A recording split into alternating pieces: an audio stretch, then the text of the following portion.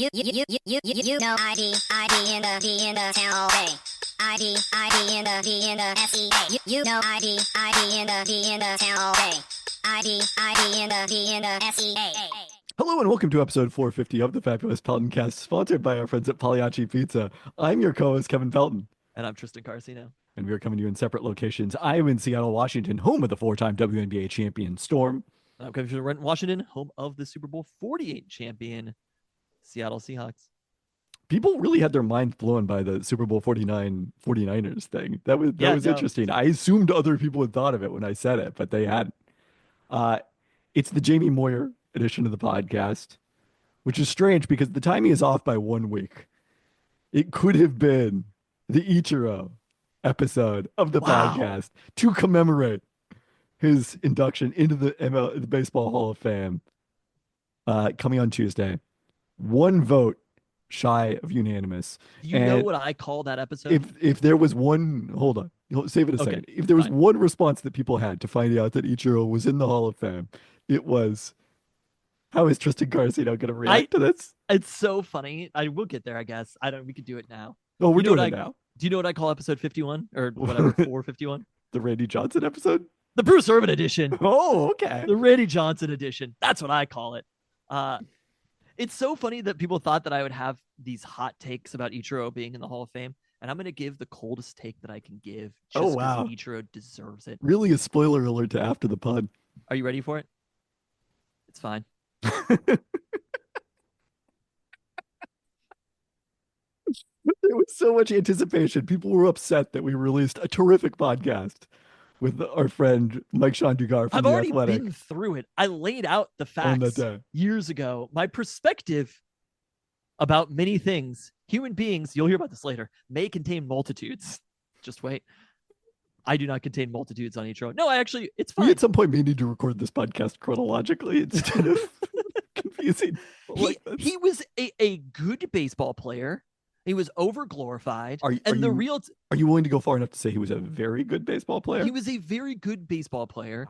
The issue that I have with Ichiro is not that he wasn't a good baseball player, is that he's kind of viewed in the pantheon with excellent baseball players. Well, I mean, should we talk about it? Like the fact that we're having this conversation about it. First off, I do not care about things being unanimous in the Hall of Fame. There's nothing, like, if you're actually concerned with this, is the thing that you actually care about, you might want to rethink some things because it just doesn't if that was the thing that outraged you the most in the last week in the United States of America, yes. If the things that people care, like the reason that people like Ichiro is it's not because of the playoff success or winning games. It's been established. Didn't happen. But outside of year, it is because you have memories from this time period, and Ichiro was the bright spot on the team. Ichiro was a very good and exciting baseball player playing baseball in the city of Seattle. It's probably very tied to the 2001 season when most people who are Mariners fans liked the Mariners. Me, on the other hand, did not like the Mariners. My feelings about Ichiro are also tied to the 2001 season, kind of, and objectively correct. But I didn't like the Mariners in 2001. I hated the Mariners in 2001, right? It's kind of funny that this whole time period happened. Probably the greatest team, obviously, I guess the greatest team in Seattle sports history, regular season wise. They kind of have to be. Yeah, I think it's safe to say none of the other teams have set the 2010 Storm did tie at that point the WNBA record for most wins in a regular season, but certainly not as long in storied a history. It wasn't, what the 1911 Chicago Cubs or whatever team it was the Mariners actually tied in 2001.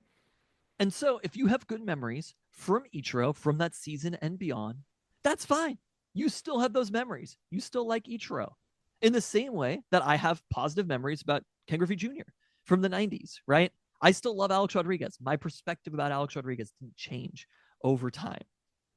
And whether he's unanimous in the Hall of Fame or not, it doesn't matter. To me, the biggest mockery and shame that happened is that much better baseball players are not in the Hall of Fame because of people trying to parse who did and who didn't do steroids, which is not a public fact or information.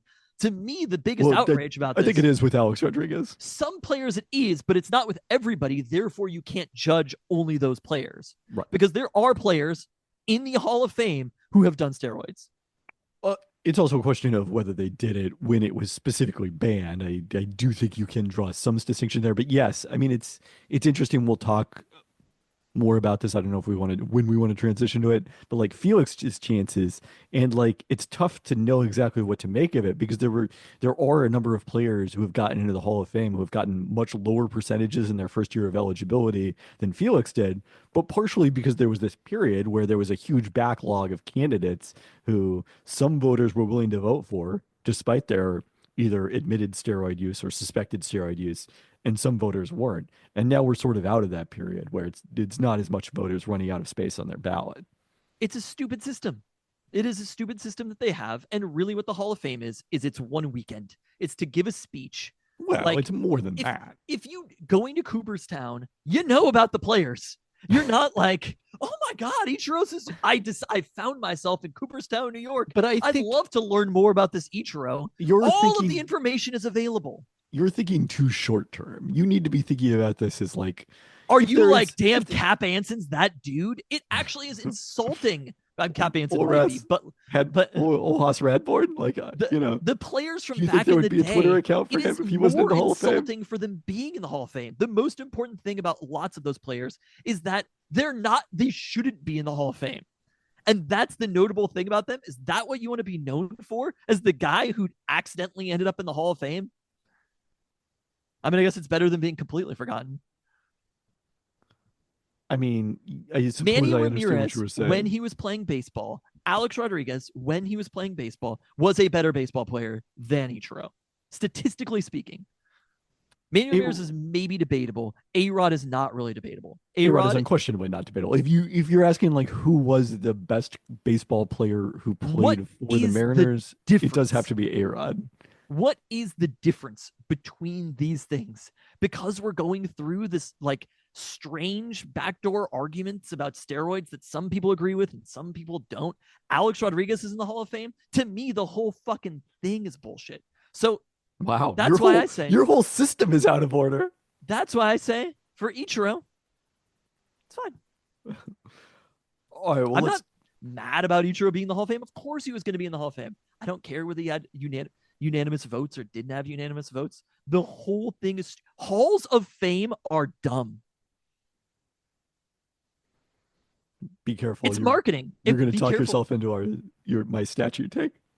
Yeah, it's fine. I'm fine with that. A statue means more. A statue is about celebrating a moment that happened a lot of times in the city that it happened in. That's what this is about. It's about remembering that moment that happened. I thought it was cool going to Baltimore and seeing the Brooks Robinson statue. I personally thought that was a cool thing to see. Did you see the B&O warehouse? What about it? Where Griffey hit the wall. Oh, did I see it? You know what? I didn't specifically go look for it, but I'm sure I did. I was walking all around there. Okay. That I actually thought it was cool to be there and be like, this moment happened here. Hall of Fame it's a speech. That's what it is. It's a banquet. We're celebrating a banquet and a stupid plaque. Come on. Who cares? Well, many people do care. Am I wrong? Am I wrong about this? You're not totally wrong about this. I don't think it. Alex, when they played the games, Alex Rodriguez and Manny Ramirez were some of the greatest and most notable baseball players during this time period. Put people in the Hall of Fame for what they did, not because you're punishing them. That's this idea of it's punishment. For what?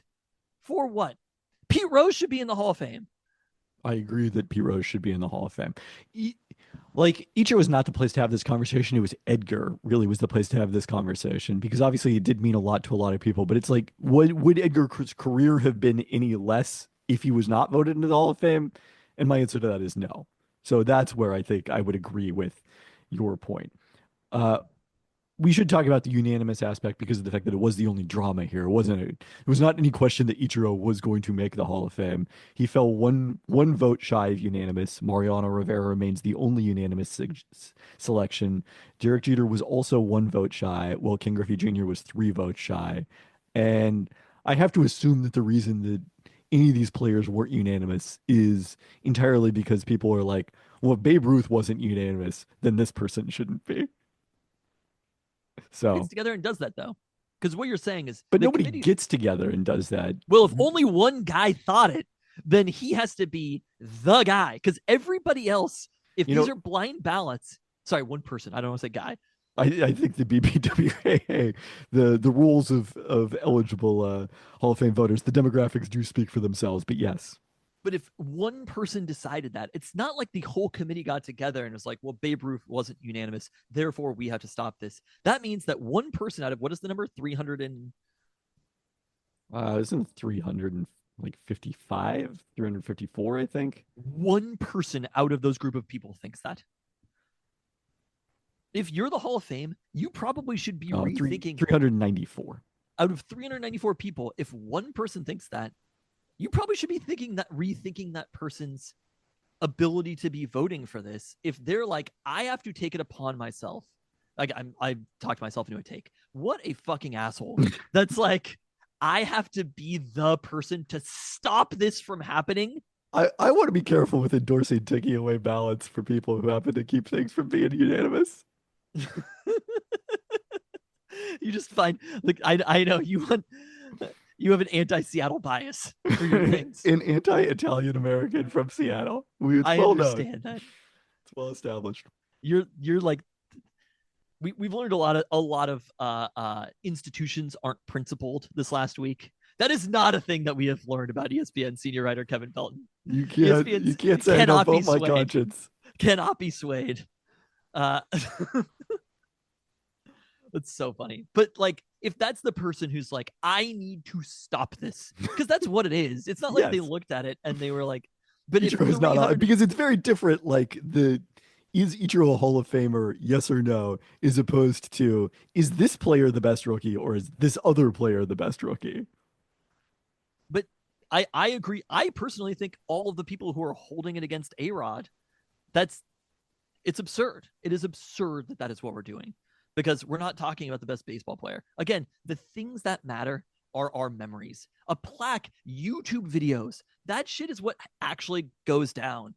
It's not being in the Hall of Fame. It's a footnote. John Boyce's Mariners movies. I've said this consistently about the perfect game. Armando Galarraga, give it to him. You know what I mean? Like, one of the best perfect games of all time. Because what matters? Pedro Martinez. Those are the best perfect games. That's what matters more. Is the being in the thing with everybody else, whatever. Who cares? Well, speaking about perfect games, Felix Hernandez was at 20.6% of the vote in his first year on the ballot. How is Felix not a Hall of Famer? Well, I hate to point this out to you, Mr. Ichiro critic, but the lack of postseason appearances does work against Felix, and just the fact that he didn't really have that long of a career, all things considered. Like, the period between his peak and when he was out of baseball entirely was relatively short, I think. So basically what the Hall of Fame is just you hung around. It's not just you hung around, but definitely that's an easy way to accumulate WAR, which is now a big factor in Hall of Fame voting. 7, but I think his chances are pretty good. Like, this puts him in the mix. 7 eventual Hall of Famers have started with a lower share of the vote, including recent inductees Todd Helton, Scott Rowland, and this year Billy Wagner. Albeit none faster than their 6th year of eligibility. So, like, the funny thing is, like, we're talking about Felix now. We're not going to know for like 7 years, based on what happens to his vote in 2032. Then we'll know with Felix. I mean, he had a time period where with Safeco Field, it wasn't the same kind of like. It was a pitcher's park, but it wasn't as extreme as it plays now. He was one of, if not the most dominant pitcher in the AL for basically like a period of 7 years or something like that. 7 years? I mean, he was top, like over a 7-year span, or for each of those 7 years? Like in the 7-year span, he was top 10 in Cy Young voting 6 times. Okay. That's a whole generation of baseball. I'm sorry that he didn't hang around after, but like, but it's also, I think like, Tim Lincecum should be in the Hall of Fame. Tim Lincecum was the most dominant pitcher in baseball. That should be worth something. But the problem is we're talking about a stupid institution from the beginning that doesn't put the best baseball players in. And that's why the whole fucking thing doesn't matter. If I'm Tim Lincecum, I don't even want to be in a Hall of Fame that won't let A-Rod in, that won't let Manny Ramirez in, that won't let Pete Rose in. I don't want to be a member of any Hall of Fame that would have me as a member. Exactly. So, but you understand, like, to be the most, I understand their conflicting arguments, but what they've settled on is baseball players. You're like, oh, okay. Like Billy Wagner, it's like, he's pretty good. He's a real closer. Helped me win my fantasy season in that first year that we did it on our own. Oh, wow. When There closers were super dominant. Is Rob Nen in the Hall of Fame too? Probably is. He is not. Trevor Hoffman is. Trevor Hoffman, I think, might have been part of it also. But I'm like, Billy Wagner. That's what they've settled on. They've settled on above average baseball players who play for a long time. Cool. Well, on a more somber note this week is really... I think I'm going to be hot all of 2025 for obvious reasons. Maybe Calling all it for the way year. through It's only 2028. January. Only January. On a more somber note this week, we're remembering Sonics legend Gus Williams, who died last Wednesday at age 71. The Wizard was a two-time All-Star, two-time All-NBA pick during 6 seasons with the Sonics, as well as the leading scorer on the only championship team in franchise history in 1979. His number 1 jersey was retired in 2004 as part of celebrating the 25th anniversary of the title. Williams suffered a stroke in 2020, and care for him, along with fellow former Sonics point guard Slick Watts, led to the creation of the Sonics Legends Fund, which is helping out with funding Gus Williams' funeral now as well. So, I think if you want to make a donation, that's probably a good place to direct yours. I did on behalf of the Peltoncast. Gus Williams obviously was someone who came around. I was 2 at the time he was traded. You were not yet born when he last played for the Sonics, but certainly a figure who loomed legendary in Sonics history in Seattle basketball. Well beyond his career and to the point where we were fans and then eventually working for the team in my case. Definitely. Again, I always come back to, like, obviously not having seen Gus Williams play and the amount of there is footage from this time period, but not a ton. I mean, famously, besides being the leading scorer, he also was the one who had the ball at the end of Game 5 and threw against it in the Bullets in 1979. Yeah. Threw it straight up. But the Gus Williams shirt that I had, I think Jan must have bought this around the, like, I think it would have been in 2004 when his jersey got retired. I'm pretty sure. The 04 season. It's one of my favorite shirts that you still have. The other thing I think back on is, I happened to randomly see a photo about the creation of Powell Barnett Park when I was doing some research the other day on Wikipedia. And then also saw, I think, friend of the pod, Kevin Jackson, my former colleague at ESPN, posted a photo of him with DJ. I don't know if it was him but a photo of DJ and Gus Williams, the backcourt from the championship team, who were honored together as part of the 40th anniversary Sonics Legend Tour at Powell Barnett Park, an event. I was at all of those, obviously working for the team, but you attended that as well because there was a UW football game later that day. I'm pretty sure that we went to. I remember it being great. Yeah, and tragically, DJ passed away later that year. While we were still celebrating the Sonics 40th anniversary, and it's kind of hard to believe that now from the 79 championship team, Jack Sikma is the only remaining living starter from that team. And, we commemorated that on the 40th anniversary in 2019. I put together a 2-part podcast series on the 79 championship and everything that led up to it.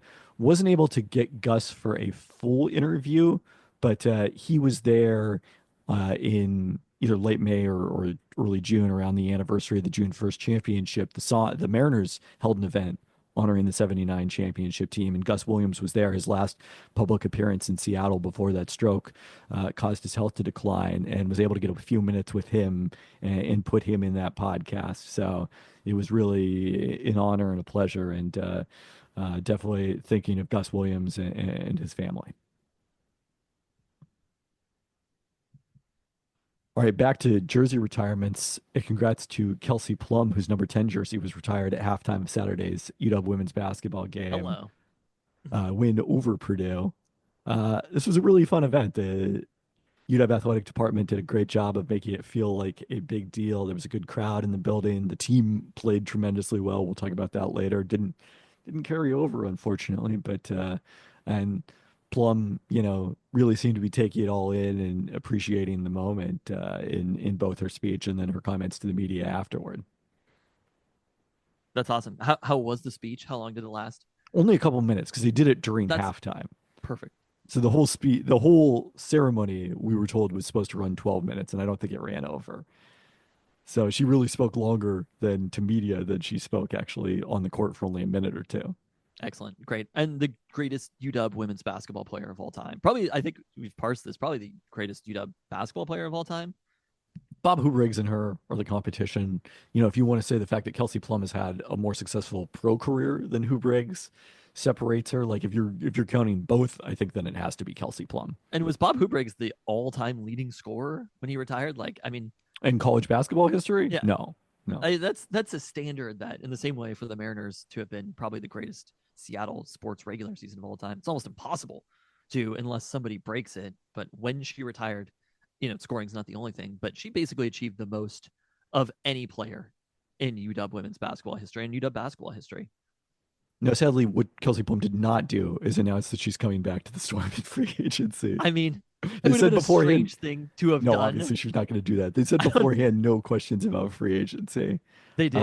Also, it's just like this is about celebrating her time at UW, right? It would have been amazing timing. I am not expecting there Kelsey are contracts to deal with and shit like that. I know. I'm not saying for her to announce it. I'm just saying it would have had to have been tried to have behind the scenes, which is free agency open. Free agency started on Tuesday, so 3 days afterward, or Monday, I think. So yeah, no, so Tuesday, she would have had to have already had it negotiated enough that you feel confident announcing it.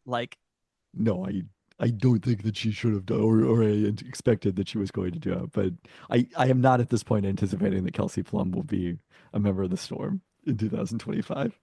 Where do you think she ends up? Back in Vegas? I don't know if I want to go into it at the present moment.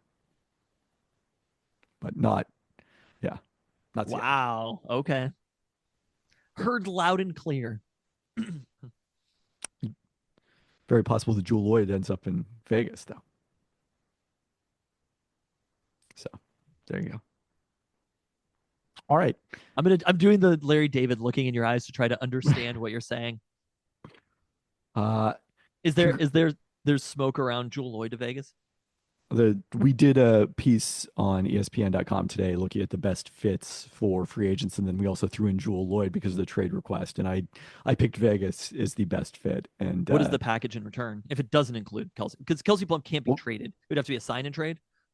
Kelsey Plum, is that a thing in the WNBA? It is a thing. Okay. It is very much a thing this year. Many of the players who got cored are going to get signed and traded. Ugh. I don't anticipate that. The league's really growing up. It's happened before. I don't anticipate that with Gabby Williams, for the record. Natasha Howard, the Storm did it with back in 2021.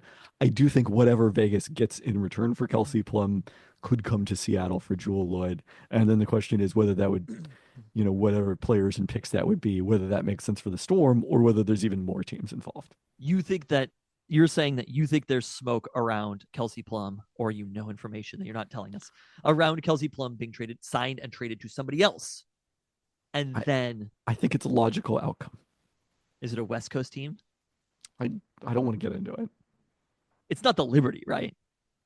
No, I don't think Kelsey Plum's going to the Liberty. If anyone's going to the Liberty, it's going to be Satu Savale. But is it the Sparks? Does that make sense? So congrats to UW Indoor Track's Nathan Green. Led 9 Huskies under 4 minutes in the Miles City event Saturday at Dempsey Indoor by setting a school record of 3 minutes 50 seconds, 0.74, the fastest mile in the world so far this year. Wow. I mean, it's relatively done? early. Is the thing you're talking about done? No, nothing is done. It's just smoke. Yes. Okay. So again, it'd be, it's cool to be such a fast school as opposed to the team down south where they just don't run as fast as they do. Wow, I even got you calling them the team down south? In this one particular instance. There we go. They're just a slow school. It's fine. We saw their basketball team. They're strong. You know what I mean? They're a big team, but they're just not fast. Burly, quite physical, yeah. that's what we're known for up here in Seattle is speed. We're more of a track college. It's kind of the way that I like to think of it. Yeah. But when the football team goes to the college football playoff final, that's just a bonus. Yeah. Oh, I mean, we're all about speed and winning gold medals. But like regular seasons, similar to the 2001 Mariners season, like I just think honestly, like we should really honor really good regular seasons around here for slow schools. But when you get to the playoffs, speed matters. So, maybe they'll get there in the Big Ten. All right, lastly, a quick note. Wanted to throw this out here. The Storm sent out a release earlier that they are partnering with Deep Blue Sports to support women impacted by the fire in Los Angeles. And there will be donation boxes located outside the Storm Center for Basketball Performance for those who wish to drop off and donate women's hygiene products. Those are going to be available Friday during business hours. They started earlier in the week, and then Saturday from 9 a.m. to noon at the Storm Center for Basketball Performance, which is 1616 West Bertona Avenue. All right, I think we should also mention a toast to 3 Seattle area players who won a national championship this last week in the Big Ten. That's a good point. Yeah. Between Emeka Egbuka, JT Tuamalola, and G. Scott Jr. 3 players who, granted, I obviously would have loved for all of them to have stayed home and played at UW, but you kind of can't fault somebody for going to Ohio State at that Especially point. They didn't realize they were already in Big Ten country. Who would have known at that point? And to have, finished it off with a national championship, all of them being involved. Emeka Egbuka for a second being involved maybe negatively. But all of them being involved in that game. JT Tuamalola had a sack. Like they were players from the Seattle area who all had an impact on the game. I was telling Miss Fantasy Genius, I was like, there's somebody from Eastside Catholic who won a national championship on Monday. That's pretty cool. Yeah. Tiny High School still locked out. Same with Mount Rainier. Not just yet. Soon. Do you have time to do cookies? Yeah, let's just do it fast. All right, our search for Seattle's best cookie is back underway. Last week, I was able to go to a bake shop in Lower Queen Anne, just a couple of blocks away from Climate Pledge Arena. I didn't really realize until they were on the Infatuations list of Seattle's best chocolate chip cookies that I could have been searching there. Although they have sort of searching there. They sort of have a split identity.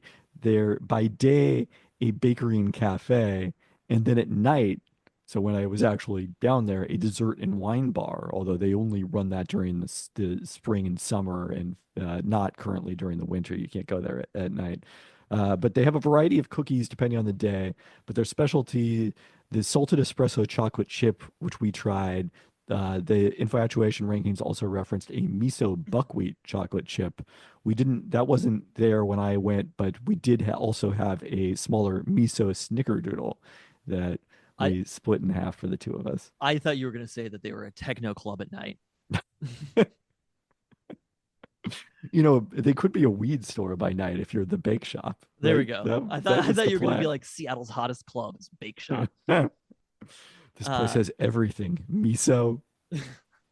I'd been here before. I'm pretty sure that I had their cookie as well. It might have even been while we were searching for Seattle's best cookie. And you just didn't mention it? You were having recreational it must cookies? Have been before then. Oh, I'd be eating cookies.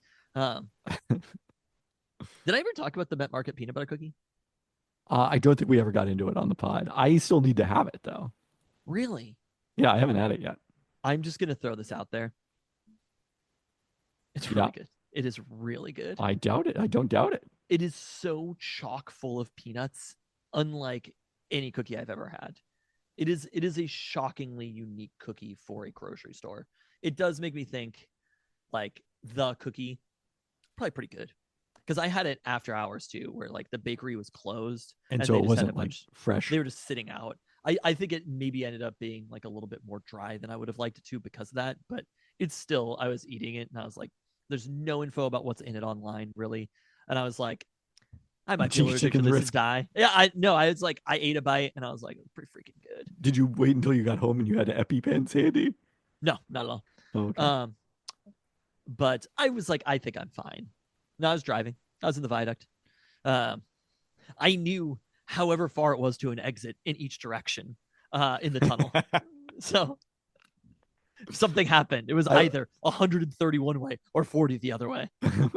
That's not the correct numbers, but I like that you still refer to it as the viaduct. Yeah. Like Safeco Field. The bake shop, however, so that's different. The ballpark is still the same. They just changed the name of Safeco Field. They literally tore that sucker down with the viaduct and built something entirely different that goes underground instead of above the ground. It's the exact opposite of the viaduct in many ways. I call it the Bruce Irvin edition. We're definitely getting better at this. The bake shop cookies are good. They are good cookies, in my opinion, for a bakery. And I think that is where it stops. I think they're in fact, I might even say that they're very good. Right. But as far as competition for Seattle's best cookie, it's a different level that you have to be able to get to. And the competition's very, very high. And I ate it with glee, the cookies. But it still is just not at the level of some of the cookies that are going into the bracket, in my opinion. I thought they were maybe closer. My partner was a big fan of this because I gave her, half to try. And I if it was a little thicker, it's like, my preferred chocolate chip cookie is a little thicker. These are pretty thin cookies, but for a thin cookie, I thought it was quite good. Yeah. No, and again, these are, if you're there, if I'm around Bake Shop, I like everything about Bake Shop also. I like the whole experience. Except that it's not a techno club at night. Well, I'm fine with that, actually. So maybe you want 3 identities. Baked goods during the morning, in afternoon. Then, in the early evening, it's the wine bar. And then after hours, yeah, that's when the party really starts at Bake Shop. Yeah. Or the weed store, whatever. We should do marketing for Bake Shop. Sean Kemp Cannabis is right there. So I don't want to take away business from Sean Kemp Cannabis. They're not that close to each other, are they? Like probably less than a mile. I mean, less than a mile, but it's not like, I can walk. I would park one place and walk from one to the other. I probably wouldn't do that. I just don't want to take away business from Sean Kemp Cannabis. Okay. Understandable. Your definition of not that close. How close do you need your weed stores? I'm just saying, it's not like they're on the same block as each other. Fair enough. It's not like I'm saying, hey, let's open a hamburger place, and the old Blockbuster right next to the Dick's. I'm looking at exactly how far these are. Give me the walking distance. Is it under 15 minutes? It's probably under 15 minutes. It's absolutely under 15 minutes. It's probably under 10. It's close. It is 0.4 miles, a 9-minute walk. Okay. Between the two. So I think Sean Kemp Cannabis is going to do fine either. I guess it's just Kemp's Cannabis now. I swear it was Sean Kemp Cannabis, but Kemp's Cannabis. I don't even know if he's actually paid personally from the individual cannabis sales, but I hope he is. I think he does have an ownership stake. How large that is, I'm not sure. All right. Anything else on Bake Shop? Yeah, I really think it's really good, but not quite at the level of bracket worthy. It's a 1-star for 1P for sure. And maybe even a little bit better than that. But yeah, I don't think, because at this point, if we consider Met Market to be in the bracket based on the peanut butter cookie, I think we probably should. To me, the peanut butter cookie was good enough to put them in the bracket. Then we have 8 right now already. We have a full bracket. We're going to have to bump something out. And there is we still have Cardoon to go to, which is pretty highly regarded and looks quite good. So I think that's the thing about Bake Shop is, again, the standards just are extraordinarily high at this point. The Peltoncast, our standards are extraordinarily high. I've clarified that it is called Sean Kemp's Cannabis. Good to know. Good to know. Many, I'm sure if you type in Kemp Cannabis or whatever, you won't find it. It's it looks like they kind of function as both. Like on the logo says Sean Kemp's Cannabis, but the website's kempscannabis.com. Fair enough. Should we get into Seattle Not sports? great consistency in their branding, people. Come on. So we should be doing marketing for them too. Yeah. Should we form a consultancy? I mean, don't you have a marketing degree? I do have a marketing degree. Yeah, business degree with concentration in literally marketing. basically my job is marketing. So it's not that like far-fetched. Yes. No, I think it's more the idea that we're not that we already have jobs. We're pretty busy. That our day job isn't podcaster. Can you believe it? Like to think of us like the Men in Blazers when you find out that Roger Davis is actually running all of late night. Yeah, just as large of a fan. Roger, it's Michael Davis. I don't know why I called him Roger. I know why I called him Roger Davis, but I conflated the two there. All right. Mariners news. Prospect lists are coming out. The Mariners had an MLB high 7 players in the Baseball America Top 100. And they ranked Colt Emerson number 16. I think they said, take this, Tristan, when you say the Mariners have no high upside prospects. I definitely did not say that. Oh my God. I did not say the Mariners don't have any high upside prospects. And that's also all prospects have a high upside. I mean, not all prospects have a high upside, but yes, the being a very likely prospect to be good is not the same as having a high upside. Yes. I mean, that's pretty good. Number 16. Being in the top 10 is still higher. I still think that the player that they draft with their first round draft pick probably will end up being ranked higher next year than Colt Emerson is this year. But this is all good things. None of this is bad. I'm not complaining about it. I'm just saying the Mariners, all prospects, I'm happy about all of it. So in addition to Colt Emerson, we've got Cole Young at 56, Johnny Farmelo at 70, Michael Arroyo at 77, Felnin Celestin at 89, Harry Ford at 95, and Lazaro Montez at 97. All right, Seattle Kraken have won 2 in a row on their current homestand. Hello, that's it for the Mariners? I don't know. Do you have other Mariners stuff? I mean, I guess the Mariners are stopping us from having other Mariners stuff, but it's not been a busy week. I mean, I think they probably have one more move left in them, but I'm curious. Do we think Colt Emerson is going to be in the major leagues at some point this year? You know, some of these lists do kind of the what year do you expect him? I mean, the actual Baseball America list is behind a paywall, so I've only seen the lists. The players, I should say, projected to debut in 2026. I mean, he is 19 years old. Colt Emerson is very young. CBS Sports says late summer, so plausible. I do wonder how much with Colt Emerson, and he's probably long-term the J.P. Crawford replacement, right? But how much of the Mariners' lack of urgency with regard to middle infield has to do with them thinking Colt Emerson, which I'm not saying is a great plan, but them thinking that they don't want to clog that path for Colt Emerson.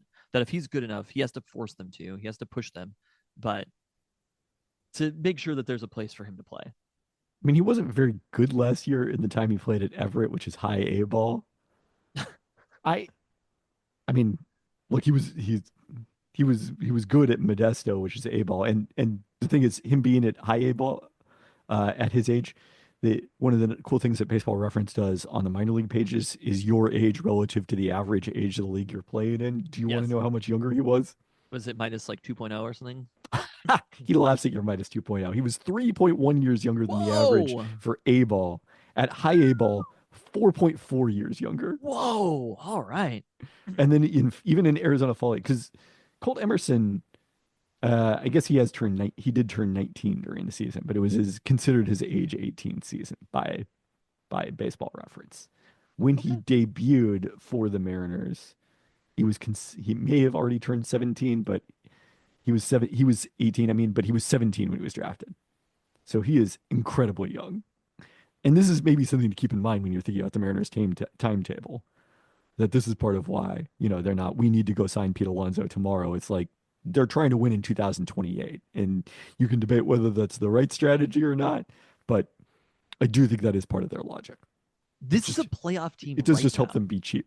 This Mariners team is a playoff team right now. We'll get to the takes as we get later into the season, but that is the thing that I think is missing on people being like, oh, the Mariners screwed up this offseason or whatever. And it's just like, sometimes when you have a pretty good young roster, the best thing to do is just not fuck it up. I believe a wise man said, just wait. Well, that's for hating. I'm aware, but sometimes it can work for loving as well. If you're wanting to hate on the Mariners, you probably are not going to have to wait that long. The hate usually happens pretty quickly, and in a baseball season, it can happen as soon as day one. I believe it's when Tommy La Stella starts on opening day. That's when it happens. All of a sudden, the hate can creep in early. But holes. I just, looking at this roster, not that many. Like, Victor Robles went right for them last year. Cal Raleigh had a good season.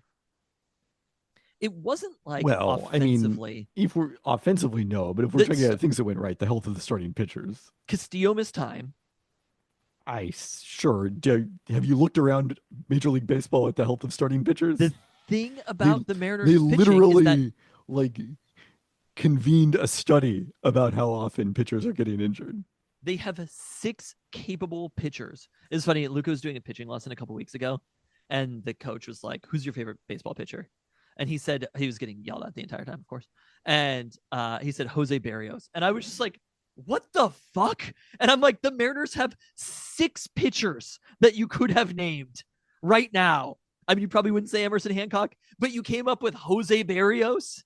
And I was like, you pitch like Bryce Miller, like George Kirby. And the name that you came up with was Jose Barrios. This coach, of course, yelled at him the entire lesson. But like after, I was just like, why the fuck did you pick Jose Barrios as the person?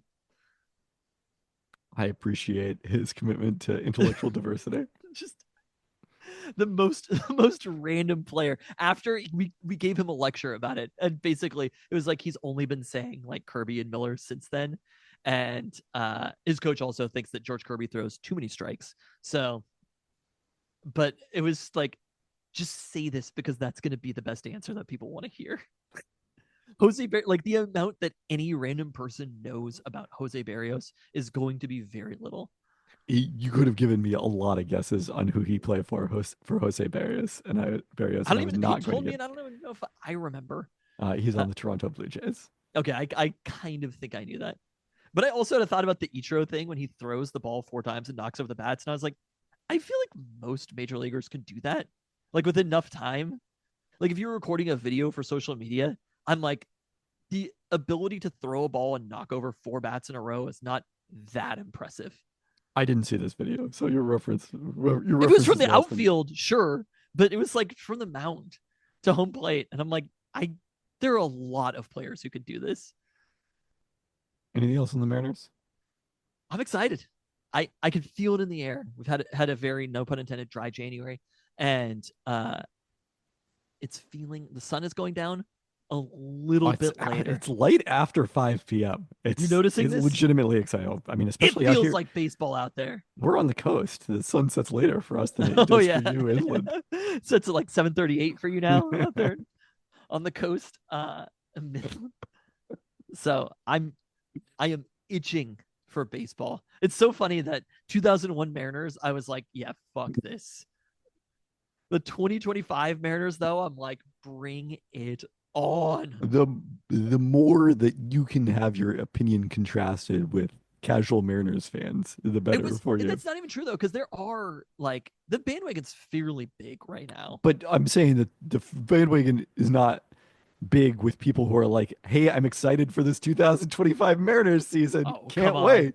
The bandwagon is full of people who are like, John Stanton needs to sell the team immediately. I agree with those people. Also, not wrong, but was John Stanton the owner when they blocked or fought against No, he was not the majority owner. So he was part of the ownership group the entire time, but he was not serving as CEO or the chairman at that point. I'm sure he was probably down for the idea, but it's just like, I'm so sick of people fucking scared to compete. Human beings don't have enough Pete Carroll in them. Compete with them. Go be better than the Sonics. You're that scared about the competition. It's fucking bullshit. The same with some of these social media apps where you're just like, you're so fucking scared of competition. Do better. That's what capitalism is supposed to be about. I want other Seattle sports and food podcasts out there because we can crush them. Crush them all. Bring back the beast mode. Come Or on. fine, or just don't care. That's the main thing. You don't have to Exactly. crush them. You can also not care about these things, just like the Hall of Fame vote. We did love our friends at Taste for Profanity when they were recording. No, I mean Stanton was also part of the Sonics ownership group under Howard Schultz. Like he's not like anti-Sonics. He was again not the majority owner at that point. He organized the 40th anniversary. I mean, not him personally, but the 40th anniversary celebration that I referenced earlier, the '79 championship, and John was Stanton out was there part of it. wearing How his dare you say positive things about John was Stanton? on the field wearing his Sonics. Human beings contain multitudes. You beat me to it. You beat me to it. All right, Seattle Kraken have won 2 in a row in their current homestand. And the question is that a good thing? They're still 6 points out of the playoffs, would need to pass 3 other teams to make it. So I don't know. I'm probably on team. Let's play for the lottery right now. But I don't know how you feel about this because you, sir, are attending a Seattle Kraken game. I am. Lifelong Kraken fan. And the way that I care about it is I don't care at all. Oh wow. I mean, like the way you approach the decision is indifference. Well, I mean, if the Kraken win, that's going to be great. And if the Kraken lose, it's not going to affect my day. The idea that you would be tanking at this point of the season, I think, is a little bit too early to be bothered by 2 wins in a row. I know. I'm like if the Kraken get hot and make a playoff push, great. Are they going to beat the Capitals? Probably not. But you never know. Maybe it's one hockey game. Yeah. How long could it last, Michael? 85 minutes? I don't think that the Caps have lost that many games, but again, if the Kraken lose, that's fine. I'm going to enjoy going and watching hockey. It's like going to you understand the assignment. When you go to the Blazers game, you cheer for the Blazers. Kraken only make 1 trip between now and February 8th. I didn't realize this before looking at their schedule. They're headed to Edmonton on Monday as part of a road home back-to-back that breaks up these 2 homestands that are otherwise, pretty contiguous. I'm calling it right now. The run is coming. Kraken playoffs 2025. Wow. Yeah. Is that a bold Starting prediction? Today. No, that is They're not all a gonna, bold prediction. It's going to be like when the Mariners had that surge in August after the famous cousin Katie's husband drove all the way from where we were staying in Central Washington to T-Mobile Park to attend a game and back. Me going from Renton to Seattle in extraordinarily good seats is basically the same thing. Same level of commitment. You attending a hockey game. I told Luca, I was like, you remember the Blazers game that we went to last month? Those seats that we were in? And I was like, this is the exact opposite of that. I mean, Luca has been in Diamond Club seats, hasn't he? He understands how the other half live. He has. No, Diamond Club's better than the Kraken Club tickets, but the view of hockey is better at this. That's probably true. Yeah. All right, Seattle Sounders now in Marbella, Spain, to continue their preseason trading. Jesus Ferreira joined the team prior to the trip after withdrawing from his scheduled appearance at the USMNT National Camp while working back to 100%. Sounders played their first preseason match Thursday versus Puskas Academia FC, winning 2-0 with Paul Arriola starting and a goal and an assist from Pedro de la Vega, as many starters played the first half. Jordan Morris converted the de la Vega assist, and Joao Paulo set up de la Vega's goal. There we go. Wait, Luca, come here. What are you going to ask him about the Diamond Club? Favorite baseball pitcher is. Oh, okay. Let's see what he says. And how many tries it would take to knock over 4 bats if he put them out. I'm on a podcast, yeah. Oh, wow. He's hyped. He thinks we're asking about the West Coast Conference. Come here. Okay. Who is your favorite baseball pitcher? George Kirby. Wow, there we go. He learned. I was saying you said Jose Barrios before. Bro, shut up. I got a bro shut up. What is it about Jose Barrios that you loved so much? That's you don't even have an podcasting. answer? This is just Dynamite like being with Dave. Didn't even have an answer. You're letting the people know about Dave? I just said that you were yelled at through the things. How many tries would it take? Okay, let's say that you set up 4 bats behind home plate and you were standing at the mound. How many tries do you think it would take for you to knock over all 4 bats in a row throwing the ball? A lot. You're supposed to say none. 1 try. You think it would take you think you couldn't knock over a bat from the mound? Go down to school and try it. Yeah, we're gonna try. Okay. I'm gonna film it for social media. All right. About how Luca's better than Ichiro. Bro, shut up. We don't care about Ichiro. We do care about Ichiro, actually, is the thing. Why am I looking at Colt Emerson? We should all be looking at Colt Emerson. Wow. Why are you not looking at Colt Emerson? Why are you looking at Colt Emerson? Because he's the number 16 prospect in He baseball. played Thank you. U12 Baseball World Cup. Did he? This motherfucker's like almost as young as you are. You better watch your back. This guy's 19 years old. If you made it to the majors, you would play at the same time as Colt Emerson. And like you would be peers. He's only 7 years older than you are. Well, it's like the same difference as me. You better get going. What in the? I'm fucking sorry. I'm 12 years old, my guy. I'm a 7th grader. My guy. Fucking great.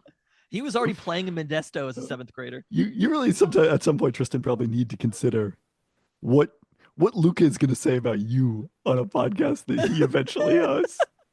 When it's gonna be with me. Oh wow. He'll be roasting you on your own podcast. Okay, well, Colt Emerson was drafted when he was 17. That's 5 years from now for you. In 5 years, Mateo will be my age. So? Okay, just make sure that you're the 22nd overall selection and pass up Auburn. Yeah, and be a shortstop. And be a shortstop. Yeah, I don't like the odds on that one. Okay, Luka changed. It's good that Luca knows his own strengths and weaknesses. All right, Seattle Reign FC, NWSL, has announced the 2025 regular season schedule. The Reign will host Gotham FC in their season opener, March 15th. Notable because it's Pitt's Lynn Biendolo against her former team in her Reign debut, the former Lynn Williams, as we knew her at the time of the trade, now going by her married name, Biendolo, after her December wedding to a former Pepperdine point guard, a native of Australia. All right. Yeah. And winner of Big Brother Australia, I believe. Oh, wow. Quite a resume for Marley Biendolo. So very interesting to go down that rabbit hole. No matches in all of July as the NWSL makes room for continental championships. And the regular season will then run through November. Reign will wrap up at Orlando on November 2nd. So we'll see whether they're playing for playoff positioning by that point. Shout down to Doug Christie. Because he didn't want to play for the Sonics? Yeah, it's fucking bullshit. I mean, it got the Sonics Sam Perkins. Why are we unhappy about it? It was great. I know, but still, it's the principle. We can still be mad about it on principle and happy about it on outcome, right? I suppose. Are we not a process-based podcast? Yeah, the outcome worked out, but... So because we did not have an interruption for you to go pick up Luca from school, we're going to have to do some research on the fly here as we get into the UW women's basketball section. They played 3 games since we last recorded. Last Wednesday at Michigan suffered an 82-69 loss that was previously their most lopsided of the season, trailing 19-7 after one quarter. They did claw back within 10 after halftime, but got no closer as the Wolverines led by as many as 20 before a late UW run. Despite Savia Sellers scoring a season-high 30 points on 10 of 20 shooting. Mentioned earlier, as Kelsey Plum's jersey was retired against Purdue, Huskies took a 12-2 lead to start the game, led by 27-9 after the first quarter, and their largest conference win since Plum's senior year. Both Sellers and El Ladine shot 9 of 13 from the field, combining for 45 points in that one.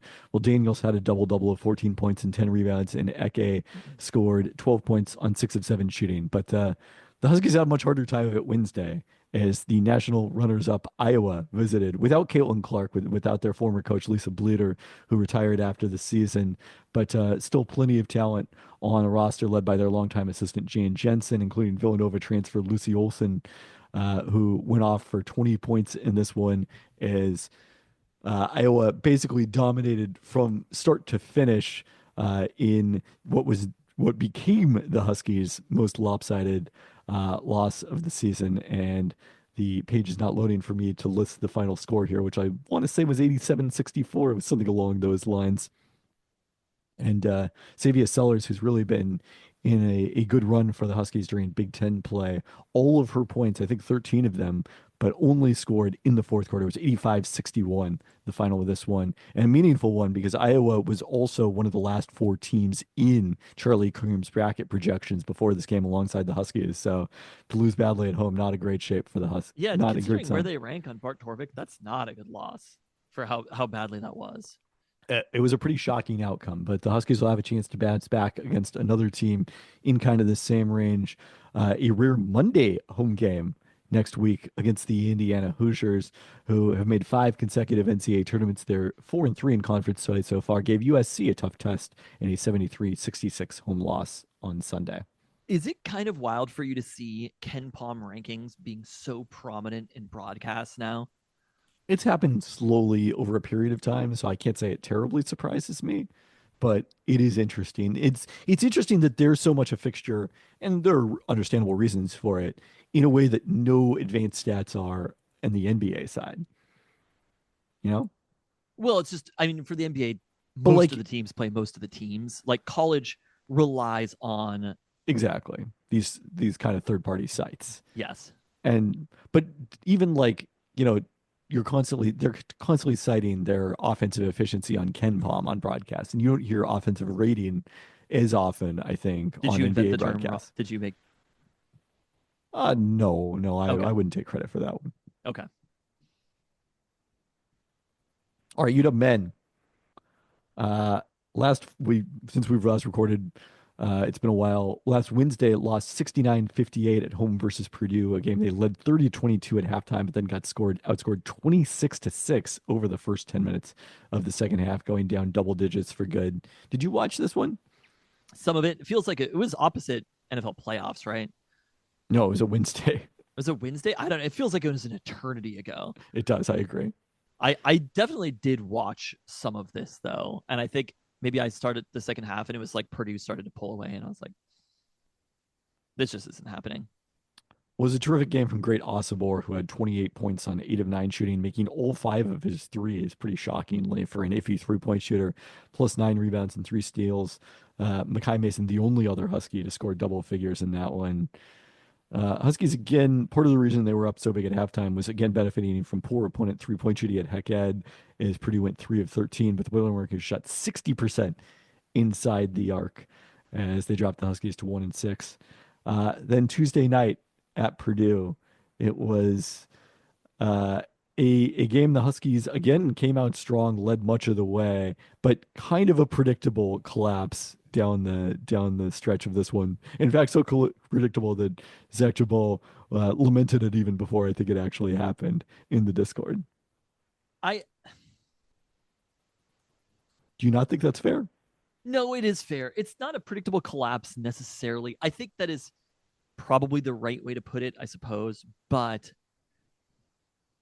at home, usually the better team wins. So I think that's kind of the reason it was predictable, more than this is a unique Husky thing, I guess is what I'm saying. Yeah. No, I agree with that. Yeah. I mean, Huskies tied it at 62 with a little under 6 minutes left. And then after that, it was an 11-2 Oregon run. This game was closer than 82-71. This was a close game down to under 4 minutes in that range, something like that. Like, there are some moments. They're just such a frustrating I mean, they team. were only down 5 at 73-68 inside the last 2 minutes. Yeah, so it was close. Again, like the score doesn't necessarily indicate how close this game was. I thought UW played pretty well in this game overall. And there are just a few little bits where you can be like, they're just kind of not quite put together right, this team overall. Yeah. And I think Danny Sprinkle, for what it's worth, I think Danny Sprinkle, given the roster, and I understand Great Osobor is getting like big NIL money. Like these are not like unknown players overall, but, and I think I said this earlier, like we're not being 1-7 in conference still doesn't feel bad. And because again, they have not played a team ranked lower than, I believe, 31 on Ken Palm. Yeah, I mean, they showed it on the broadcast, the Ken Palm rankings of how good everybody they've played is. No, I'm sorry. Friday, UCLA is number 31. That will be the easiest game they have played in the month of January. And they've really, for the most part, aside from the Michigan road trip, which we kind of knew, like we knew that road trip was really difficult, to go down to the team down south, who's been playing well, despite the fact that it being fraudulent, had to be as close as they were as deep into the second half. It's one of those things that if you're following it closely and you're like, it's all a little bit smoke and mirrors. Like this game shouldn't be as close as it is, I think. But some of the things they do well, they really have found a way to exploit a little bit in these games. Great Osobor's finishing, I thought, was better. The 3-point shooting, I was like, don't Don't do that. Thrillhelm had a very nice game. At least early, he was the one who kind of helped them get out to that early start. He didn't. I think he scored like 7 points in the first 5-6 minutes, and then didn't really score much after that. Yeah, finished with 9 points. I thought Zoom had a great game. Tyler Harris. I think one of his better games. I mean, 18 points and 7 of 9 shooting on the road as a freshman. And the efficiency too. The fact that he was able to do it as efficiently, because there are players who could do what he does by taking a ton of shots, and that's just not exactly who he is. Tyler Harris really frustrates me defensively, but there was one shot that I just was so frustrated. I think the Huskies were down 3 in that period where it was like right when it was around like 3-5, and he had an open 3, and then he passed it up and it turned into a turnover. And I was like, ugh. There's just like these little moments that the team has. That's what it is when you're just not as good of a team, is little things are going to happen and you don't have the margin for error. Yeah. So none of it was surprising. Seeing how little they got from the bench, even though I generally like DJ Davis. Still coming back from injury. The 3-point shooting not exactly being there, but the kind of like interchangeable pieces of the Huskies, they didn't get much of anything from those. Because to me, it's like Makai Mason, Louis Courtwright, Ian Acho, maybe a little bit of Tyler Harris, so he's a little bit different. Like those 3 players. I think Harris is in a different class. And he's also got the length that those other players don't have. But like Ian Acho, Courtwright, and Mason, if they don't get anything from those 3 players, they're probably going to lose. And that's kind of how it feels. It's like those are like the X factor. Like Great is going to do about what he's going to do. Zoom had a better game than he normally is going to.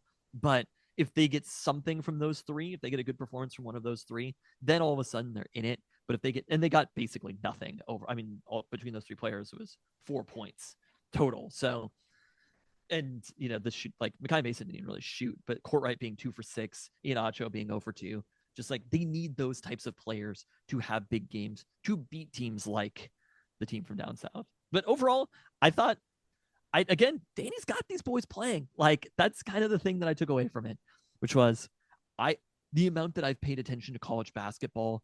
I guess it's only January. It feels like February. We played so many games, but that they've played this many big games, and that by the end of it, they haven't like given up. They're still fighting. They played a lot of really good fucking teams, and they're still going into Eugene, being in it till the very end. This team is they're going to win some games the rest of the season that people will be a little surprised by.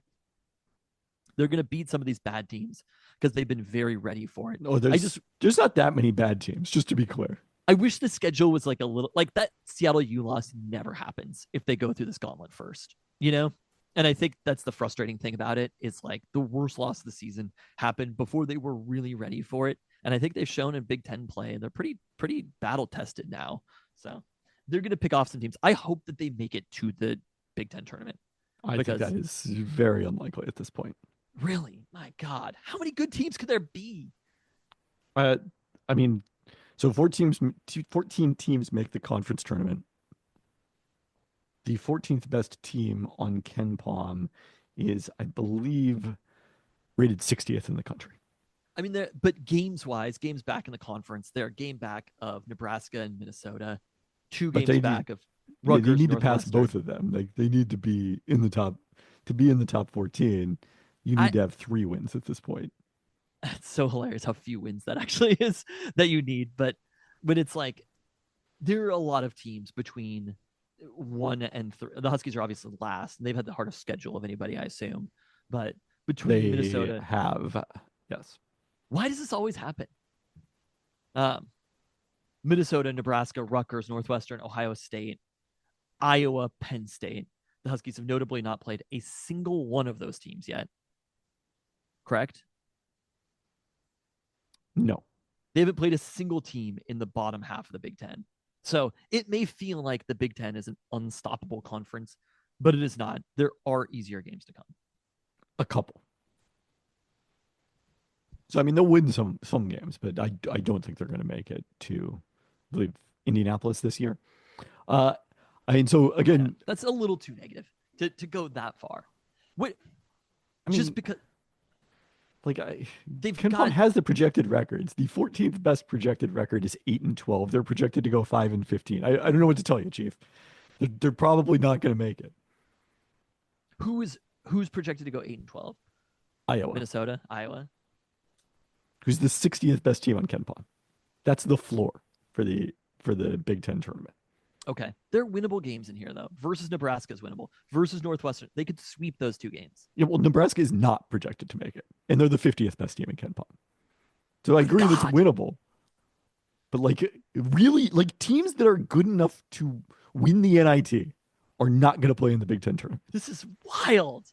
This is our new reality. This isn't always the case. This is a very good Big Ten. I agree that this is an unusually deep Big Ten. Because I'm sure there was a team outside the top 100 last year in KenPom. Yeah, last year Rutgers was 100 and Michigan was 128. They need to win this UCLA game coming up. I think the Oregon game on March 9th, it's a W. That's a W right there. Oh, they're wow. they're going to pick off some of these other games. And they'll probably lose one of at Ohio State or at Penn State or something. I don't know. I personally feel better about where this team is at right now and their chances to get in the mix. Again, I love that we're talking about it's not the NCAA tournament. We're talking about making the Big Ten tournament is the goal right now. And I still feel good about it. I feel good about the year that Danny Sprinkle has had. So no, I think you're right. This was very predictable in terms of the strength of the Big Ten and in terms of the turnover. They probably should have 0 wins.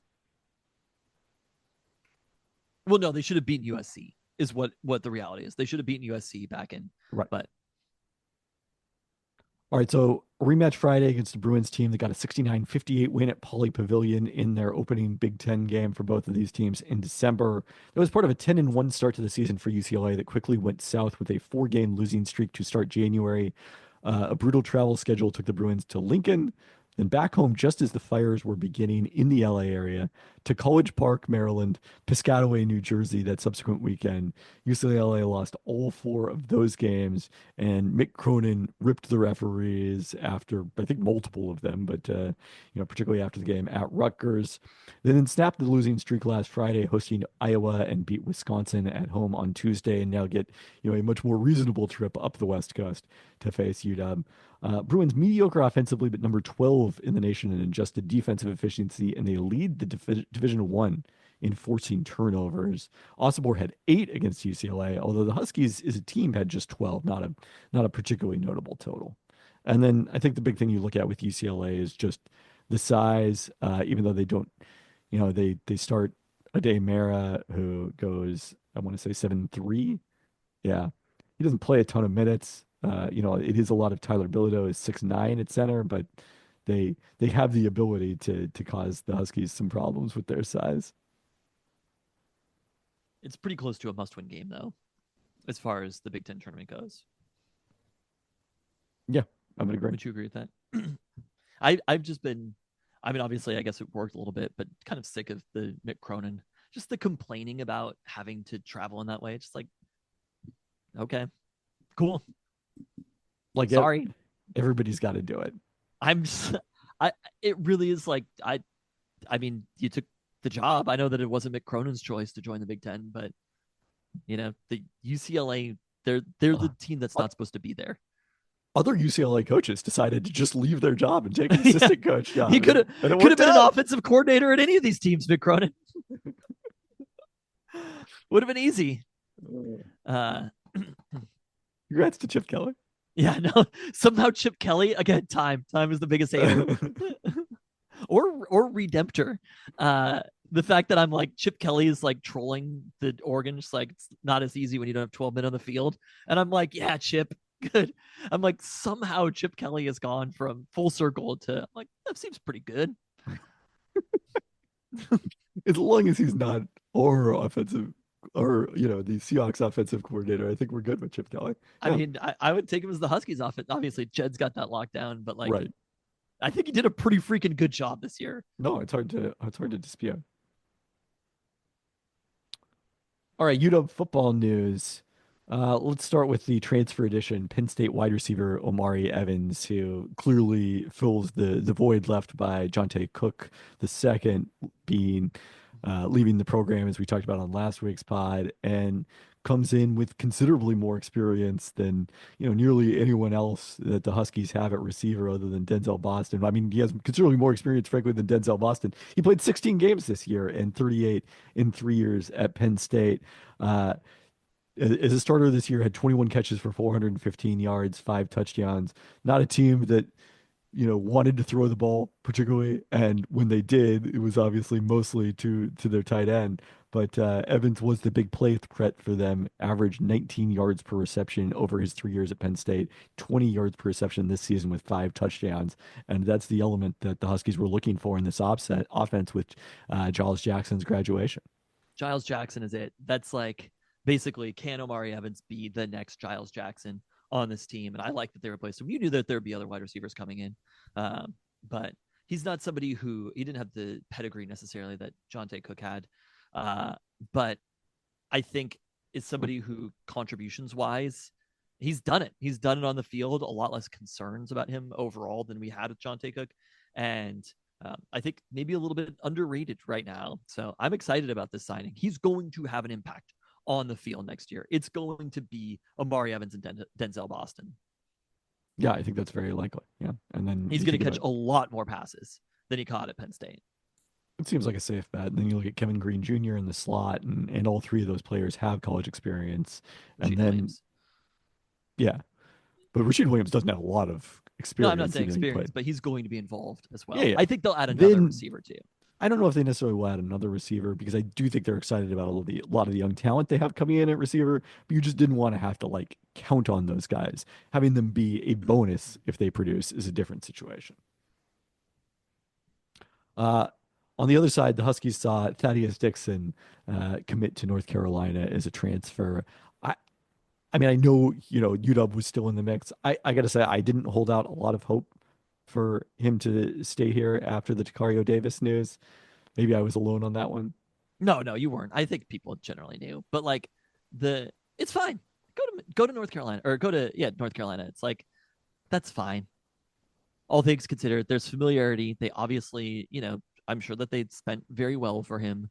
It was somebody that Steve Belichick wanted there, and they have the position. I don't know North Carolina's corners, but the position's open more than it is here. UW is fine. That's not a luxury that most programs can have, is having three corners like that. There's a reality. And one of the things I've been thinking about is because of history, we still lump nickelback in with cornerbacks. And yes, there are some players that can travel back and forth between those positions, but honestly, I think nickelback is, in the modern college game, is more akin to safety than it is to cornerback anyway. So this idea that, well, why don't they just play all of Dixon, Davis, and Ephesians Prysock, that never really made any sense to me. Let me ask you a question. Skill sets. If that's the case, so Devin Witherspoon's 5th pick in the draft, right? Yeah. If he's drafted as a slot, if that's a separate position, can a slot corner be a valuable enough position to be, or is it a more valuable position? It's almost like the bastard child of corners, where it's outside corners are everything, but maybe you have more of an impact on a game, in the same way that JSN is a great slot receiver, right? Yeah. Being the slot, we almost have to rethink how we judge these positions, of course, in the sport. Because it is interesting where you're saying it's more akin, because you would probably never say that drafting a safety at pick 5 is the right way to allocate resources. Is it then more valuable than a safety because you're getting the value of a corner and a safety? That's how I view it. I mean, the thing that makes Witherspoon a little different is he disproves my point, because he is capable of going from outside cornerback when you're in a base defense to playing in the slot when you're in a nickel personnel. And so, he's on the field for 100% of plays. That's part of what makes him so valuable. Is that not, I think, basically at this point, nickel is the base defense, though. Yes, it's the primary defense, but still the tradition is to call it base. Yeah, with 3 wide receivers, you have 3 wide receivers on the field every single play. Not every play, but it's very rare the team for whom that's not the most common personnel grouping. So yeah, I mean, I think what separates him is, most guys that you're drafting as safeties, they're probably not going to be involved as plays as frequently as a nickel like Devin Witherspoon, who is involved in both coverage and run stopping and blitzing, all those sorts of things. I mean, Jalen Ramsey, the way that the Rams used him has always been kind of my model for Witherspoon. All right, one little last bit of UW football news. They've hired O'Dea alum Taylor Mays as their new safeties coach. Mays had spent the last couple of seasons, or last season, as an assistant DB coach at his alma mater, USC, after first joining the Trojans in 2022 as an analyst. Played 6 seasons in the NFL, and I had kind of forgotten that his dad went to UW, so this is a homecoming of sorts, although he went down to USC to play for Pete Carroll rather than staying here in Seattle. He's coaching the Seahawks. Huh? Did the Huskies hire him? The Huskies hired him. Okay, never mind. Sorry. Yeah. When you were saying it's a homecoming, I've always loved Taylor Mays though. It's so funny because looking back on that draft, we wanted Taylor Mays. We didn't know who the fuck Earl Thomas was. Right. Obviously Pete was right. Or unless you want to look at time as the only hater. I still think that worked out. On the field, Pete was right. But always loved Taylor Mays, and having him come back home, I think, is awesome. Similar position. Definitely room to grow with the staff. It was interesting just thinking about, there's still this Jed Fish philosophy of like, and I know Ryan Walters, I think he's mostly been college, if I recall correctly. I think exclusively. I don't think he's worked in the NFL at all. Taylor Mays has been working in college, but having NFL experience, I still think is an important piece to it for Jed and that staff. Had they overlapped at any point? At USC? Or just anywhere? No, I don't think there's any specific ties. Okay, this is just, it made sense. There's still that USC UW thing. It is kind of funny of them as like our secondary rival, and I wish it was a little bit more protected. But there's just such a back and forth between these two schools, whether it comes to like Quincy Pondexter, obviously athletic directors, coaches, players like that. Let's see. Yeah, Jed Fish was with the Jaguars in addition to the Seahawks during Taylor Mays' NFL career, but I don't believe that is one of the teams that Taylor Mays ever played for. Yeah, no, so I don't think so. It's probably just something that made sense. Yeah. All right, Seahawks. Let's start with updates on the offensive coordinator search. Rumblings. I guess this is to the reports level that the Seahawks are considering making Hank Fraley their offensive coordinator and pairing him with somebody else who would kind of be in charge of overseeing the passing game. Scott Turner was specifically the person who was mentioned in that regard, son of Norv. So, in interesting, like not necessarily the direction I think that we were thinking, when we talked with Mike Shanjagar the other night in terms of someone who has any experience calling plays at the NFL level, but it does sort of fit, ironically, given that it doesn't, because Ryan Grubb was an offensive line coach before he became an offensive coordinator. But in terms of going the opposite direction of someone who they were unhappy was passing the ball too much, hiring an offensive line coach does seem to shift a direction more towards a focus on running the ball, I suppose. If that happens, obviously it hasn't happened yet. I was trying to see what the latest was. I don't know if there's been anything more today after the chatter yesterday. I'm a little skeptical about this. I'm also a little skeptical about breaking it up into the two positions where it's passing game coordinator, offensive coordinator, because there's a power divide there. Like the offensive coordinator is the person in charge, and my preference still would be to have the passing game coordinator. Like, who's calling plays at that point? Scott Turner does have NFL play calling experience for the record. Is it Hank Fraley who's calling plays because he's offensive coordinator? Well, they haven't even done this, so who knows? It's a pass, and it's like, all right, tap you in now, Scott. I always kind of assumed that the run game, pass game coordinator thing was a little bit of like title inflation in the NFL, rather than like, yeah, I suppose there's, when you're designing the play concepts, there probably is some benefit to. No, I don't think that. No, I think you'd want the same person doing all of that. I don't know. It feels a little clunky to me. I don't love the idea of, I'm sure there are situations where this has worked, but kind of piling on with the hot team and going, I mean, we're digging, obviously, like people are getting the next job up. Hank Fraley is getting the next job up. I haven't heard about Tanner Engstrom. I assume Tanner Engstrom's going to be the offensive coordinator for By the way, by the hot team, you mean the Las Vegas Raiders, where Scott Turner was interim OC last year. It's not what I'm talking about, but okay. I didn't realize that he had a Michigan tie. He spent a year under Jim Harbaugh as an analyst. Scott So. Turner definitely. It's so hard to look at Scott Turner's resume and say, because he was offensive coordinator. Was it with Vegas? He was just interim OC with but Vegas. Before then, he was an offensive coordinator for 2 years beforehand. For 3 years with the football team / Commanders. Okay, so I guess that Norv Turner ties make sense too. I just have a hard time understanding whether any of this matters. Like, I know it does matter, but in the end, the skill level versus talent piece of coordinators, there are choices you make in the NFL. And I think this is what we saw. Every choice that you make gains or costs you win probability throughout the game. And ultimately, I think if you looked at it statistically, almost every run costs you win probability. Would you agree with that statement?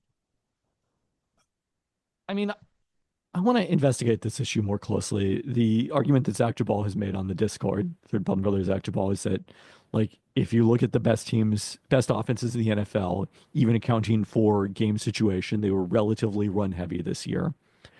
The thing that fascinates me is, like, usually there's a disconnect between this team is good at running, but they can't pass at all. You know, that's that sort of team. And then you can sort of like understand which is more important, running or passing. This year, I don't feel like that disconnect existed. Like the teams that were good at running were typically good at passing, and vice versa. A lot of those teams also had running quarterbacks as well. Fair, that's true, and that's a big factor in it. But I do wonder if it's almost like becoming a more trivial distinction because, you know, you can either pass to set up the run or run to set up the pass. Like they're both influencing the other. Does that make sense? Yeah, I am skeptical right now on the lessons that Hank Fraley learned in Detroit. In the same way, I mean, like when Mike Sean was like, I don't give a shit what my bosses said and what my bosses did. So I do kind of love this idea that it's like, yeah, he's coming from the Yeah, I mean, Lions like you system. can look at this as a graph.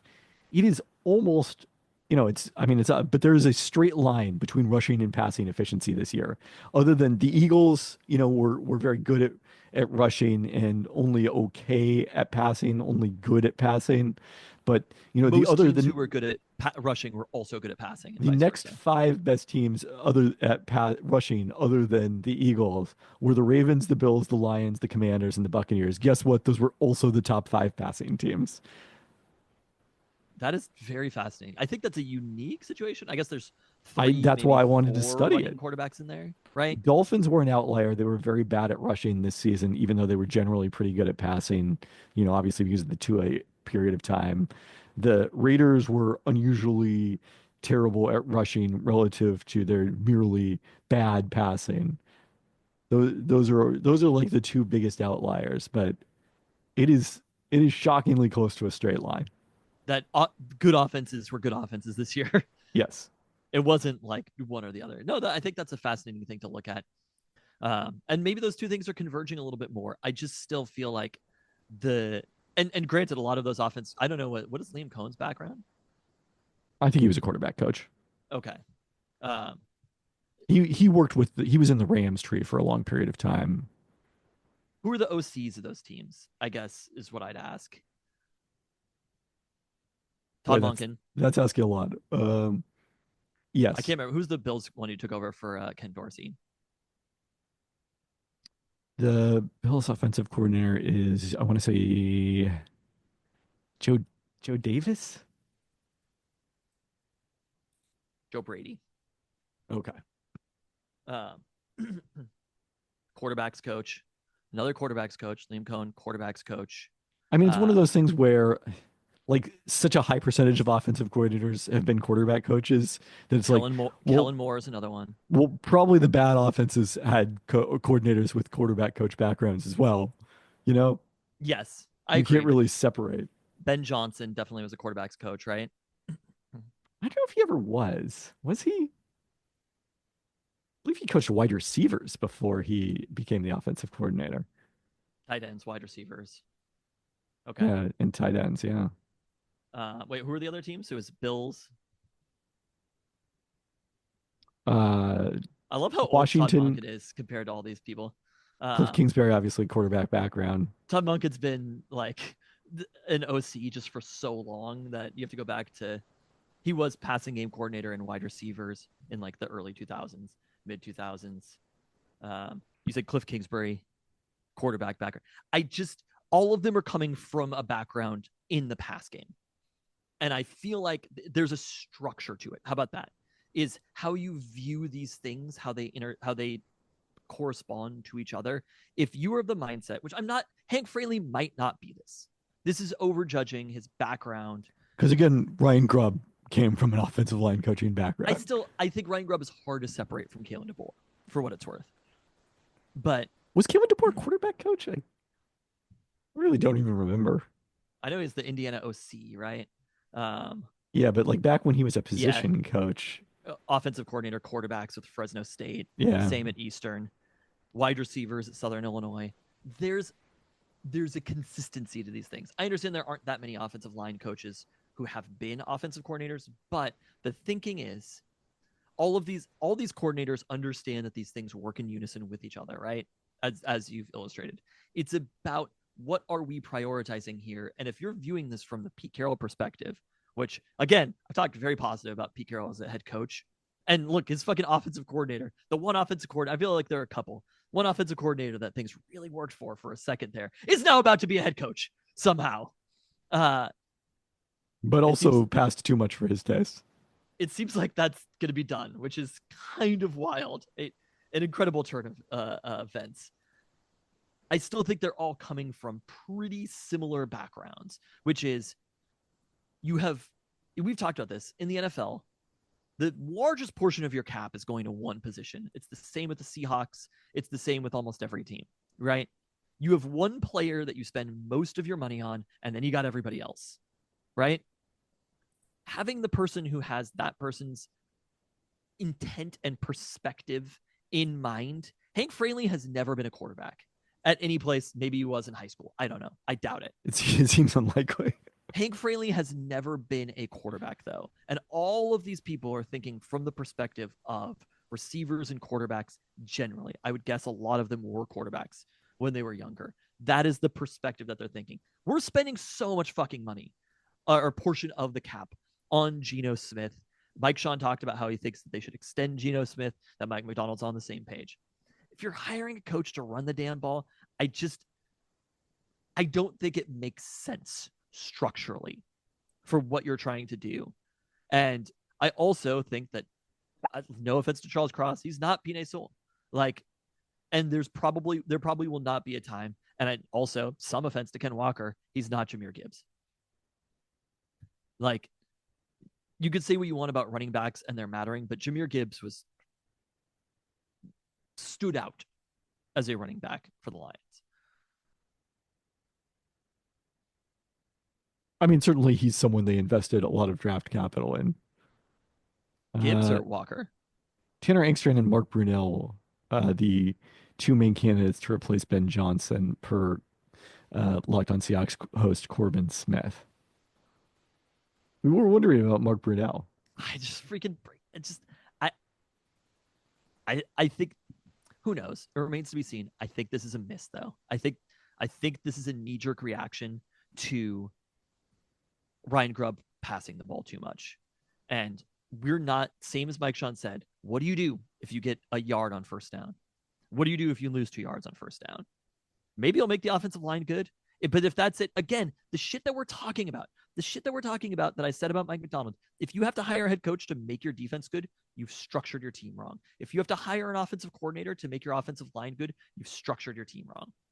And I think that's the piece that I keep coming back to. Those people should be elevating the quarterback, right? Those people should be making the position that is by far the most important position on the field. You can look at all the teams that are remaining. Pete Carroll was elevating the quarterback? I think Pete Carroll cared about the quarterback more than people give him credit for.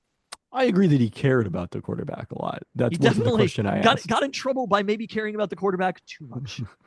I think Pete Carroll is pretty aware of the importance of the quarterback position. But I don't think that Hank Fraley is like, Well, I don't know. Maybe they did just win with Jared Goff, so you never know. But then they did lose in the playoffs. I don't know if you saw that game with Jared Goff. Again, they haven't even hired him. We're pre-evaluated a decision that hasn't even been made. But I think they fucked this one up. We'll see. It seems like there's a lot of smoke around it. How about that? Definitely there's a lot of smoke. I'll shit on the hire when it happens. There you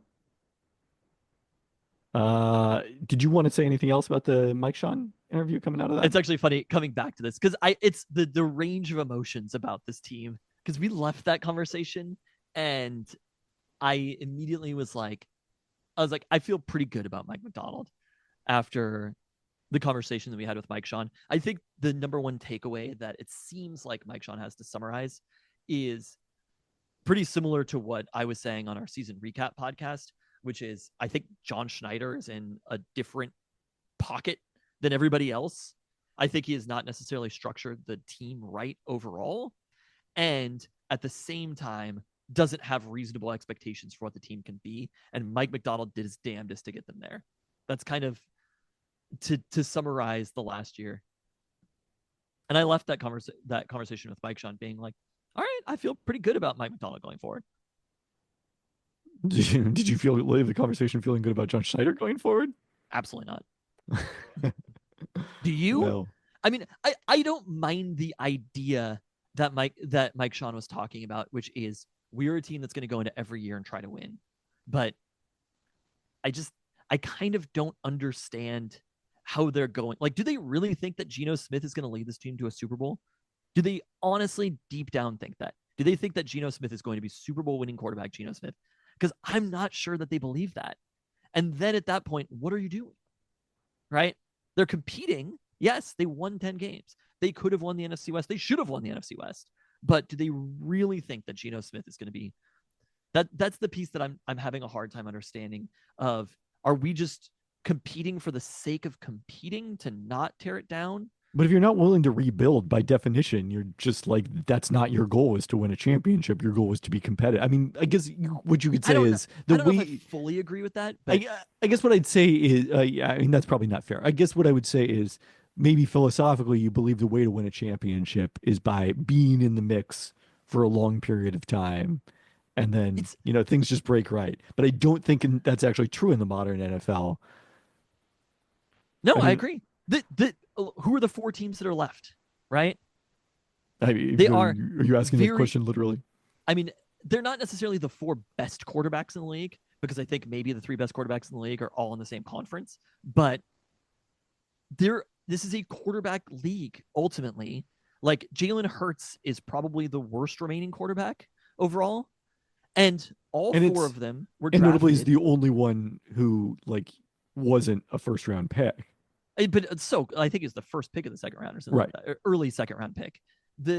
All four of them were drafted. 3 of them were first round picks. 1 of them was an early second round pick. A lot of the teams that were just eliminated this weekend who played very well, quarterbacks were the first pick in the draft, first round pick. Obviously, Lamar was underrated coming out of college, but same with Jared Goff. Like, we can shit on Jared Goff all you want. It's literally the first pick in the draft, and there's obvious talent for Jared Goff, and he had a very good season. Same with Baker Mayfield. Like, if you're never, that's the thing that I'm having a hard time understanding the lessons that John Schneider learned from Green Bay, because the thing that Green Bay did forever, and still is doing this, is they kept making good quarterbacks. They've had fairly good quarterbacks, above replacement level quarterbacks since 1991. And of course, during the Favre era, famously, we're repeatedly drafting quarterbacks in later rounds and then developing those guys into starters for other teams, including the aforementioned Mark Brunell. Those organizations understood the importance of the quarterback position, and I think that's the piece that John Schneider is having a hard time with. And also, you don't get Patrick Mahomes, you don't get Lamar Jackson, you don't get Josh Allen if you never draft a quarterback. It is impossible. It is very difficult to do. So why they've been so consistent about this, that, I mean, John Schneider having drafted, I would feel bad about myself if I got to this point in my career and I'm like, from Mike Sean basically being like, he is a quarterback's guy, and he never has done it. it's like, damn, you only live once. You only get so many chances in life to go draft Josh Allen. You could talk about it after, but no one cares that you're like, in the mix, hang the trophy, hang the banner, really thought about trading for Baker Mayfield, really, really felt strongly about Josh Allen. And this is not even talking bad about Geno, but like this, they just have to think at some point about what's next. Because if Geno Smith was 25 years old, then the Seahawks would be in an amazing position overall. They'd be in a good position. They wouldn't be in an amazing position. With the way that Geno is played, we'd be like, wow, that's a really exciting young player. But also you'd be projecting growth too. Okay, well, let's say if he's 30 years old. Because it's 30, not about the growth versus not growth. It's about the fact that at some point you do have to consider the possibility of decline. I think he's not that far off from Jimmy Garoppolo. Like, I think that Geno Smith is not that far off from quarterbacks. And he's also maybe not that far off from like the top 10, but I also kind of agree with Mike Sean about running into next year and just running it back. But I'm like, what's the difference in this team? Like, ultimately, some of the young players get a year older. Geno is also a year older. DK is a year older. Like players are starting to decline. Tyler Lockett's probably gone. There's some cap casualties. There are a few draft picks, but it's not an amazing draft pick that they're going to be bringing in that you would expect to completely change the team. You have to hope that the defense gets a lot better. And then Hank Fraley is going to be the one. Hank Fraley is going to be the person to take this team from being a pretty marked tier 4 of the NFL, something like that, to all of a sudden pushing them in the place of winning a Super Bowl. I don't buy it. And that's the thing is like, I don't think that is Mike McDonald's fault though, I guess is what I'm saying. I think this is a John Schneider issue, is that like Mike Sean is saying, they haven't properly assessed the team as it is. Agreed. Right? Yeah. So I like, in a vacuum, I like Geno Smith as a player, and I like Geno Smith as the quarterback of the Seahawks, but there's also a reality of the players that are around him, the resources that they have. They're spending money. They're spending resources. It's not like we can all say to ourselves that it's a rebuilding team, but it's kind of not a rebuilding. Again, I've said this over and over again. They're not structured like a rebuilding team, whether we say it or not. And they just haven't done enough. So, and I don't know if I buy Hank Fraley is the answer to that either. So it's funny. I literally left that conversation feeling good. And now I'm like, we'll see. Well, they don't call you some chicks, Tristan. I contain multitudes. Earlier this week, I felt one way. This time this week, I don't feel that way anymore. So on that note, thanks for listening. I was like, I know that you're intending on recording this because you're doing it in podcast voice. Oops, all asides, the Peltoncast episode. So on the Discord, there was a discussion about Reubens. The bruise or the sandwich? The sandwich. Okay. And specifically the corned beef spot that is right by where you used to work near Seattle's historic Paramount Hell Theater. Yeah. The one that says corned beef giant on it? Yeah. And I'm like, yes. They should just put a question mark by it, and the answer is yes, always. Have you been there? Absolutely, I have. I still haven't ever been. Market House is what I want to say. I've been a bunch of times. It's fucking incredible. Do you want to know how I know it's incredible? Because it's been in existence that long a time? No, the giant sign that says corned beef. That's how I know it's incredible. Like everything else in that area turns over, constantly. But corned beef has been a constant. But anyways, that's not actually what this discussion is about.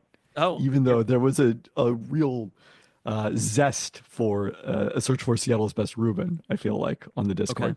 Okay. Are there enough Reubens to search for them? I guess we'll find out. Maybe this is a Discord-initiated search rather than a Peltoncast-initiated search so that we can't abandon it. But we have cookies. We're talking about cookies this week. We are talking about cookies this week. We have already talked about cookies. This is at the end of the pod. Oh. In this, cool. It was referenced Second Avenue Deli in New York on the Discord. And it turned out that I ate there in 2013 when I was in New York to watch the Huskies play at Madison Square Garden with Paris Blackwell and CJ Wilcox, a team that also came up on the Discord recently. Like, you never know what's going to come up on the Discord.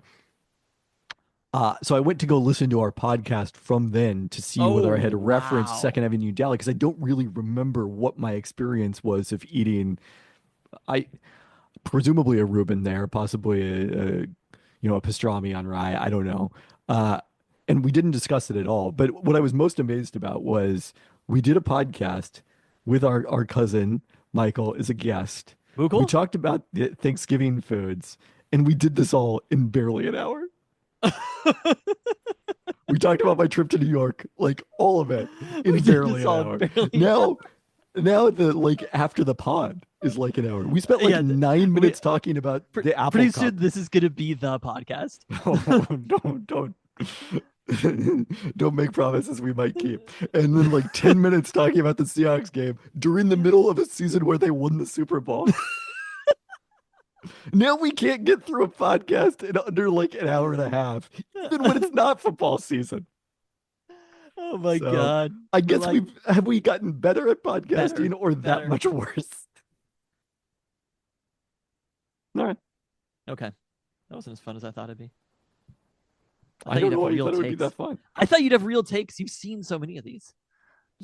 I'm Kevin Pelton. I don't have strong takes. I grade every trade a B+. That's the best part of this whole segment. Your acknowledgement of not having takes. This is how the podcast ended up this way. Where I have to have all takes because you don't have takes. No, you have to have takes. You don't have to change your takes every week. You don't have to one week be Mike McDonald as a defensive genius. How much fun is it? First off, defensive genius has never been a word that has come out of my mouth about Mike McDonald. Second off, in the next, I miss Pete Carroll. I wish the Seahawks are going for too many fourth downs. Here's the thing that people don't understand about all takes is that human beings contain multitudes. I don't disagree with that. You don't feel the same thing all the time, no matter the situation. This is a thing that I've been railing against for so fucking long. Is even in high school when they were like when we were in high school, being fake was the thing, right? That was a distinctly late 90s, early. So we are going to do a full hour after the pod now. We could cut out all the Oscar talk. But that didn't need to be in there. But just start it where you said, I'm Kevin Pelton. There are no takes. I don't have takes. But it's people change their perspective based upon the situation and more information becoming available. I mean, I agree that, the expression, what do you do when the facts change? Yes, I changed my opinion, but I don't know. I'm not quoting that very well. But the point is, you fluctuate to extremes. I both think Danny Sprinkle is probably a pretty good coach for UW, and also love Lorenzo Romar still. Well, both those are not contradictory things. But Mike McDonald is a great hire, and Mike McDonald is a terrible hire. I never once said that Mike McDonald was a terrible hire. That's that's bullshit right there. I'm exaggerating for effect. I'm Kevin Pelton. I don't do takes. Your ESPN brain is kicking in. You don't do takes. You just have headlines. You frame things with headlines. That's what you're saying. I never once said that Mike McDonald was a terrible hire. I think he's probably a pretty good hire. But I also, at the same time, am not convinced about Mike McDonald yet. It's funny that after the season that these two teams had, that the Huskies they were under 500 for the year, right? That is correct. And the Seahawks went 10-7, better than they were the year before. And I am way more convinced on Jed Fish than I am on Mike McDonald. Human beings contain multitudes, and I'm right.